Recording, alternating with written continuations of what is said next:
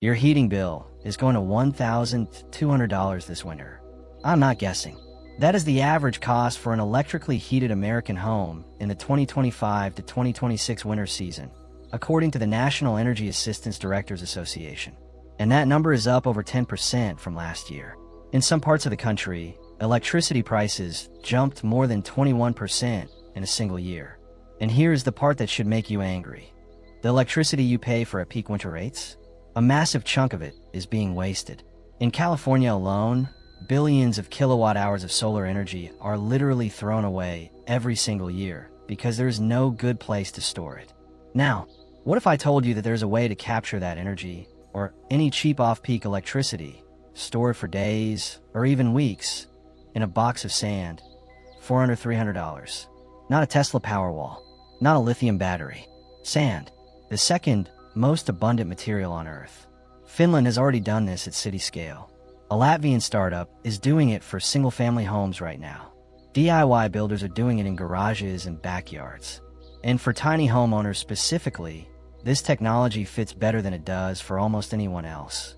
Today we're going to cover exactly how sand batteries work, what the real April 2026 numbers say, how to build a basic version for under $300, what it can and cannot do, and whether this is a genuine game changer or just a cool science experiment. I'm going to be completely honest with you the whole way through. Stick around to the end, because the segment you most need to hear is the one most people skip, the real limitations. And if you understand those, you will know exactly whether this makes sense for your situation. Before we get into the science, hit that subscribe button if you're new here. We cover tiny home technology, energy solutions, and honest off-grid content every week. And I do not want you to miss what is coming up. Drop a comment right now. What is your current monthly heating bill? I want to see the real numbers from real people. And stay with me, because by the end of this video, you will have a completely different view of what is possible. Alright, let's talk about sand. Let's spend 60 seconds on why this matters so much right now. According to NIATA and the U.S. Energy Information Administration, the average monthly residential electric bill climbed to approximately $165 as of 2026, up 29% since 2021, which is more than twice the overall inflation rate over the same period. The national average electricity rate has now reached 18.05 cents per kilowatt hour, and in parts of the Northeast that number is hitting 25.63 cents per kilowatt hour. For electric heating specifically, the average winter season cost hit $1,205 for the 2025 to 2026 season. In the West, electricity prices jumped 18% year over year. The South was up 21%. The Midwest up nearly 20%. California alone is seeing an 8.9% year-over-year increase. What is driving this? Three things. The cost of maintaining and upgrading an aging national grid, rising natural gas prices, which feed roughly 40% of U.S. electricity generation, and a surge in electricity demand from AI data centers. In areas near major data centers, wholesale electricity costs have risen 267% in 5 years. That is not a typo. And about 21 million American households are currently behind on their energy bills. Total unpaid energy debt hit $23 billion as of mid-2025. This is not a minor inconvenience. For millions of households, energy is the line item that determines whether everything else works. So when something comes along that could meaningfully cut heating costs using materials that cost almost nothing, it deserves a serious look. And that is exactly what we're doing today. A sand battery is not a battery in the way most people think of one. It does not store electricity. It stores heat. And that distinction is everything. Here is the simple version. You take dry sand. You put it in an insulated container. You run resistive heating coils through it. The same basic technology as your electric stove element. You power those coils with cheap electricity, whether that is from solar panels during peak output, from off-peak grid power when rates are low, or from any available surplus energy source. The sand heats up, and because it is inside a well-insulated vessel, it holds that heat for hours, days, or even longer. When you need warmth, you extract the heat, either by circulating air through ducts embedded in the sand and blowing that warm air into your living space, or by running a water loop through a heat exchanger in the sand to feed radiant floor heating or a hot water system. The physics behind this is called sensible heat storage. No chemical reactions, no degradation cycles, no toxic materials, just basic thermal physics that has been understood for over a century. Why sand specifically? Sand has a specific heat capacity of approximately 835 joules per kilogram per degree Kelvin. What that means in practical terms: 1 cubic meter of dry silica sand heated from 20 degrees to 200 degrees Celsius stores approximately 67 kilowatt hours of thermal energy. That is roughly 3 full days of heating for a small, well-insulated tiny home. Compared to lithium-ion batteries, thermal storage in sand costs 5 to 40 euros per kilowatt hour of capacity. Lithium storage costs 300 to 600 euros per kilowatt hour for the same energy. That is a 10 to 60 times cost difference. Sand does not degrade. It does not catch fire. It does not need cobalt, lithium, or rare earth mining. And it does not wear out over charge and discharge cycles the way chemical batteries do. A well-built sand battery can theoretically last decades. This is not theoretical. The world's first commercial sand battery went live in Kankanpää, Finland in 2022, built by a company called Polar Night Energy. That original installation, a 7-meter-tall, 4-meter-wide insulated silo containing 100 tons of sand, storage capacity of 8 megawatt-hours, heating output of 100 kilowatts, connected directly to the local district heating network to warm homes, offices, and public swimming pools. The result? Local emissions from heating dropped by 70% compared to the oil systems it replaced. 70% from a box of sand. By 2025, a second installation went live in Pornainen, 13 meters tall, 15 meters wide, using 2,000 tons of crushed soapstone. Storage capacity of 100 megawatt-hours. Heating output of 1 megawatt. Enough to power entire districts. And here's the news that tells you this technology has crossed a threshold.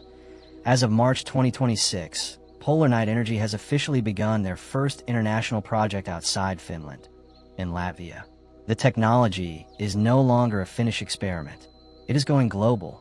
In that same month, March 2026, a Vietnamese startup called Alterno placed in the top 3 of the clean energy and storage category at the prestigious SED Award 100 ceremony in Berlin, using a sand, ceramic, and salt storage system to deliver excess wind and solar energy as industrial heat. The global energy community took notice.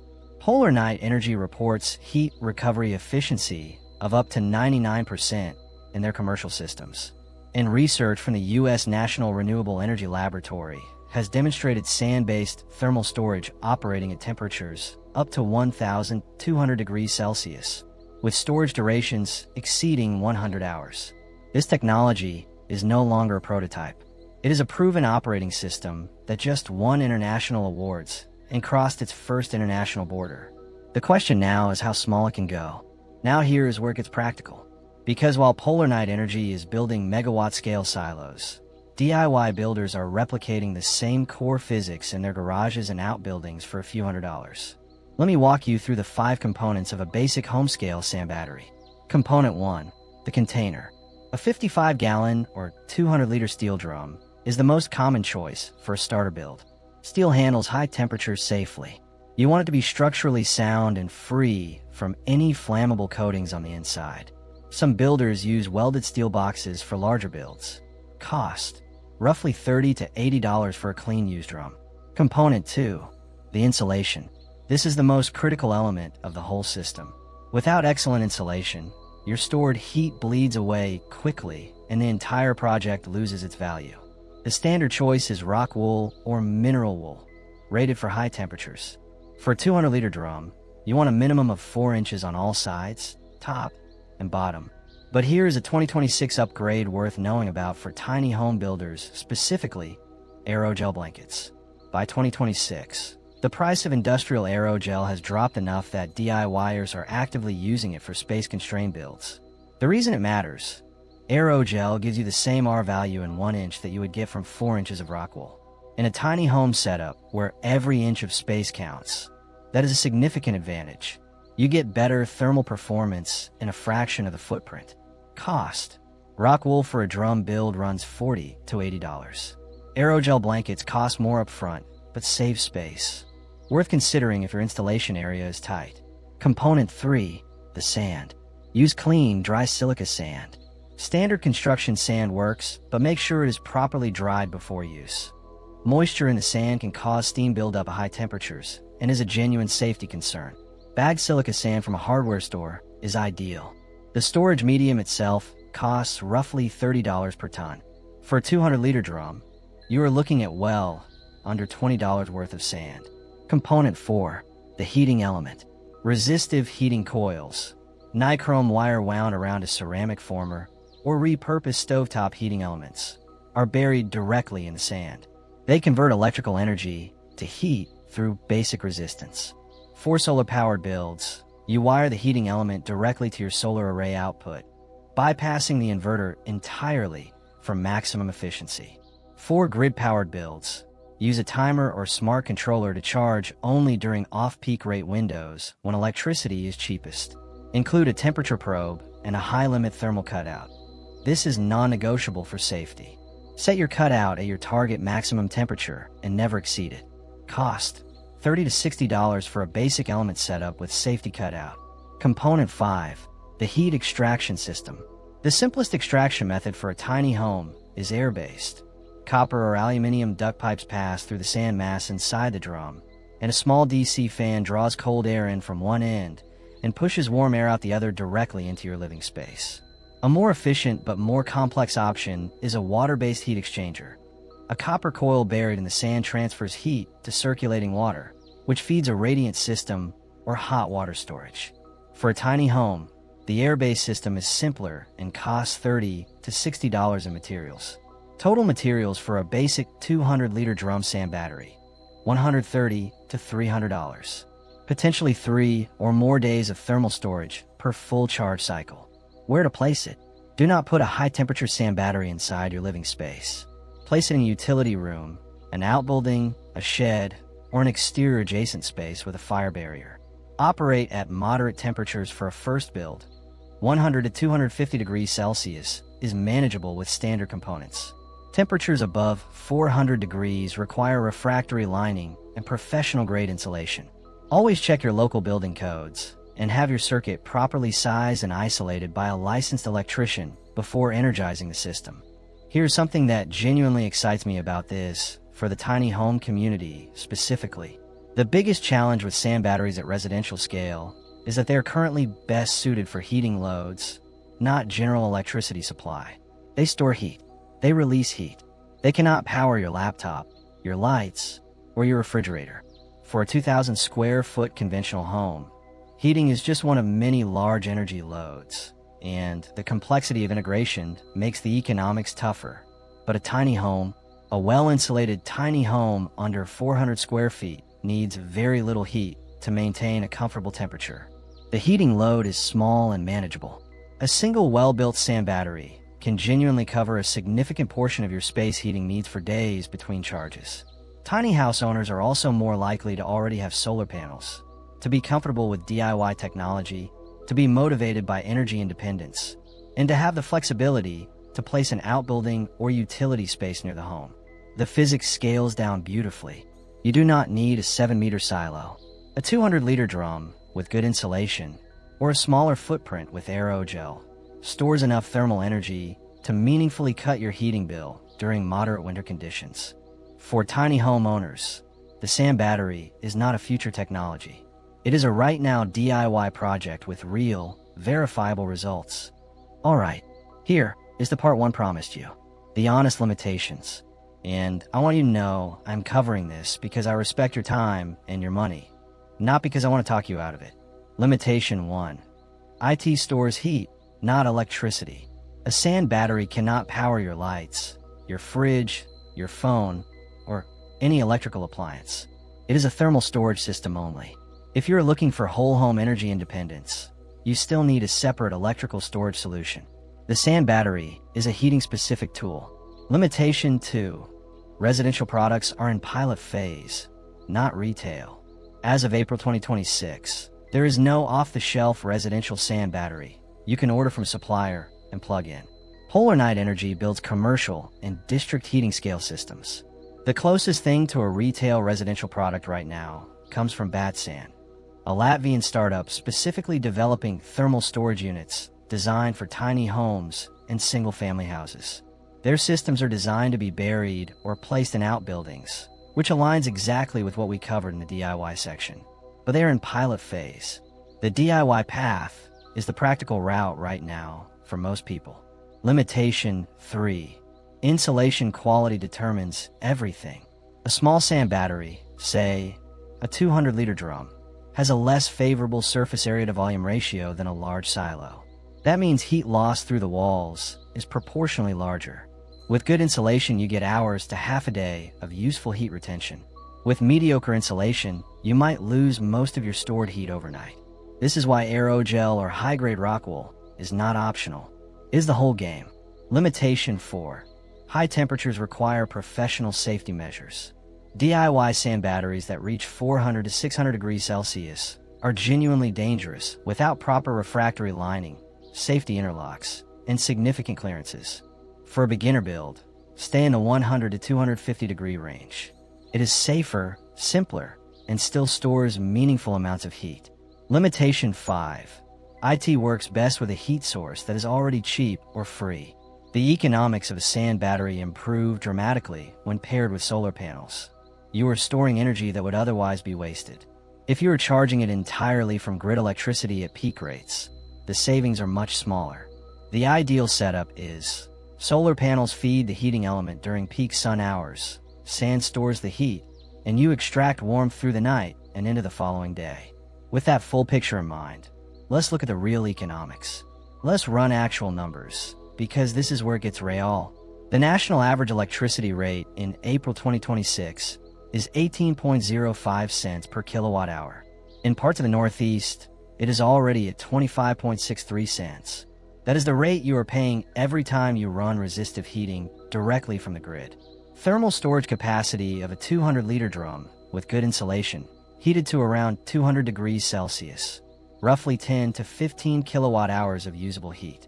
At the April 2026 national average rate of 18.05 cents per kilowatt hour, charging that battery from the grid costs approximately $1.80 to $2.70 per full cycle.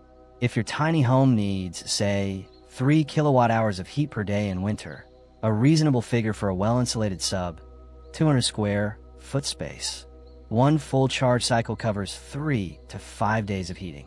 At grid rates, that works out to roughly $35 to $50 a month in charging cost. Compare that to running resistive electric heating in real time at peak rates with no storage benefit at all. Now pair the sand battery with solar. If you are charging purely from solar surplus, energy you would otherwise be selling back to the grid at 3 to 8 cents per kilowatt hour, or simply not using at all, your effective charging cost drops dramatically. In the best case, your heating becomes nearly free for much of the shoulder season. Build cost is under $300. No ongoing component costs, no degradation, no replacement cycles. Compare that to a Tesla Powerwall at around $10,000 installed, which can do electrical storage but costs 30 to 60 times more for the same kilowatt-hour capacity when used for heating loads specifically. For heating loads specifically, sand beats lithium on cost by a factor of 10 to 60. That is not a small margin. That is a completely different price category. Here's why I think right now is the right moment to pay attention to this, even if you're not ready to build one today. Polar Night Energy's first international project in Latvia signals that the technology has moved beyond the proof of concept phase. When a company starts exporting a technology internationally, that is typically the moment when manufacturing costs begin to fall and residential products start to become viable.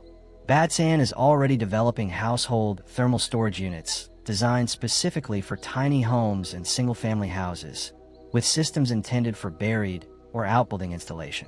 As their pilot phase progresses through 2026, the first real residential products could reach consumers within the next 2 to 3 years. The global energy transition is pouring money into this space. $2.3 trillion was invested in renewable energy globally in 2025. But the intermittency problem, the fact that solar and wind do not always generate when you need them, still has no elegant low-cost solution at the residential heating scale. Sand batteries are a serious candidate to fill that gap. NREL research is pushing the upper temperature boundary of sand-based storage toward 1,200 degrees Celsius with 100-plus hour storage durations. In future versions of commercial systems, including Polar Night Energy's planned power-to-heat-to-power design, aim to convert stored heat back into electricity, closing the loop entirely. Right now, the DIY path is the way in. And for tiny homeowners who are comfortable with hands-on projects, that path is genuinely accessible today. Alright, let's bring this home. The energy bill crisis is real. Average monthly electric bills are now $165 nationally. The average electricity rate hit 18.05 cents per kilowatt hour in April 2026. And for electrically heated homes, the winter season cost topped $1,200. The trend is not reversing anytime soon. Sand batteries are not magic. They do not solve every energy problem. They store heat, not electricity. They require good insulation to work well. And they are currently a DIY technology at residential scale, not a product you can buy off a shelf, though that is changing faster than most people realize. But here is what they are: genuinely cheap, genuinely durable, genuinely proven at commercial scale, and genuinely accessible to anyone willing to spend a weekend and $300 on a build. For tiny homeowners with solar panels, this is one of the most cost-effective ways to extend your energy independence into the heating season. 1 cubic meter of sand at 200 degrees stores 3 days of heat for a small, well-insulated home. That is a real, verifiable, physics-backed number. Finland cut heating emissions by 70% with a box of sand. Alterno won a top 3 global energy award with ceramic and salt in March 2026. Polar Night Energy just crossed their first international border. And right now, builders on DIY forums are doing this in garages for the price of a weekend project. The technology works. The economics work for heating loads. And at 18 cents a kilowatt hour and climbing, the timing has never been more urgent. If this gave you something to think about, hit that like button. It helps this channel reach people who are genuinely looking for alternatives to the utility bill treadmill. Subscribe if you have not already and ring that notification bell. Next video, we're going deep on off-grid solar sizing for tiny homes, and you'll want to have watched this one first because the two topics pair together perfectly. Drop a comment below. Would you build one of these? Or are you already using thermal storage in your tiny home setup? I read every single comment and I responded. I will see you in the next one.